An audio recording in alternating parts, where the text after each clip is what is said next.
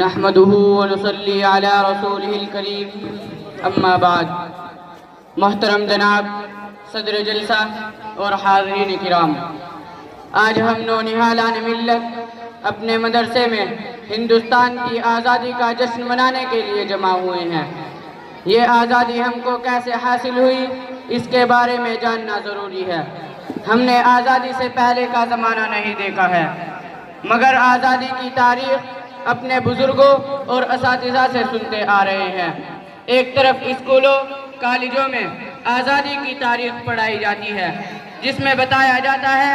کہ سن 1947 عیسوی سے پہلے ہندوستان انگریزوں کا غلام تھا، اور مہاتما گاندھی، جواہر لال نہرو، سردار ولبھ بھائی پٹیل جیسے لیڈروں نے اس آزادی کی میں تحریک کی، ستیہ گرہ کیا، اور ہندو مسلم سکھ عیسائی سب نے اس آزادی میں حصہ لیا، تب جا کر ہمارا بھارت آزاد ہوا۔ محترم جناب، اس تاریخ میں کئی مسلمان لیڈروں اور بزرگوں کا نام نہیں لیا جاتا، بہت ہوتا ہے تو مولانا ابوالکلام آزاد کا نام آ جاتا ہے، جبکہ حقیقت یہ ہے کہ ہندوستان کو ظالم انگریزوں سے آزاد کرانے میں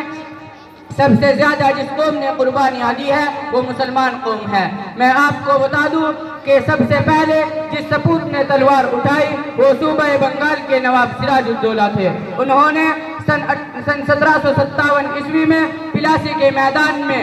انگریز فوج سے زبردست مقابلہ کیا تھا، اور ان کے وزیر اعظم میر صادق نے غداری کی اور نواب سراج الدولہ شہید ہو گئے۔ پھر ان کے بعد میسور کے ٹیپو سلطان نے ہر جگہ انگریز فوج سے زبردست مقابلہ کیا اور ہر لڑائی میں انگریزوں کو ہرایا، لیکن آخری جنگ میں ان کے وزیر اعظم میر صادق نے غداری کی، جس کے نتیجے میں ٹیپو سلطان بھی سن 1799 عیسوی میں شہید ہو گئے۔ ان کے بعد علماء حق میں سب سے پہلے حضرت شاہ ولی اللہ محدث دہلوی نے جہاد حریت کا بھی گل بجایا، پھر ان کے صاحبزادے شاہ عبدالعزیز محدث دہلوی نے جہاد کا فتویٰ دیا، تو سید احمد شہید رائے بریلوی اور مولانا شاہ اسماعیل شہید نے زبردست لڑائی لڑی، مسلمانوں نے کھل کر ان کا ساتھ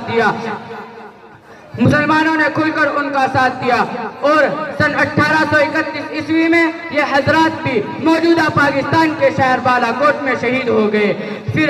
حضرت حاجی امداد اللہ صاحب مہاجر مکی اور مولانا باسم صاحب نانوتوی، حضرت حافظ ضامن شہید جیسے بزرگوں کی قیادت میں سن 1857 کا انقلاب ہوا، لیکن اللہ تعالیٰ نے ہندوستان کی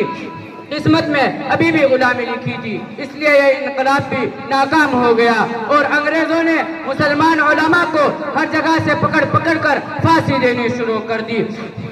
14,000 علماء کو پھانسی دی گئی، 50,000 مسلمانوں کو قتل کیا گیا، لاکھوں کو بے گھر کیا گیا۔ حضرات سامعین، میں آپ لوگوں کو مستند تاریخ کے اوراق سے لی گئی سچی کہانی سنا رہا ہوں۔ ایک لمبی تاریخ مختصر سے طور پر بیان کر رہا ہوں، تاکہ ہم اپنے اسلاف کے کارناموں کو جان کر فخر سے کہیں کہ اس ہندوستان کی سرزمین پر ہمارا پورا حق ہے، یہ ہمارے بزرگوں کی امانت ہے۔ کسی شاعر نے کہا ہے، وہ قصے اور ہوں گے جن کو سن کر نیند آتی ہے، وہ قصے اور ہوں گے جن کو سن کر نیند آتی ہے، مگر سچی کہانی سے عمل بیدار ہوتا ہے۔ وآخر دعوانا الحمدللہ رب العالمین۔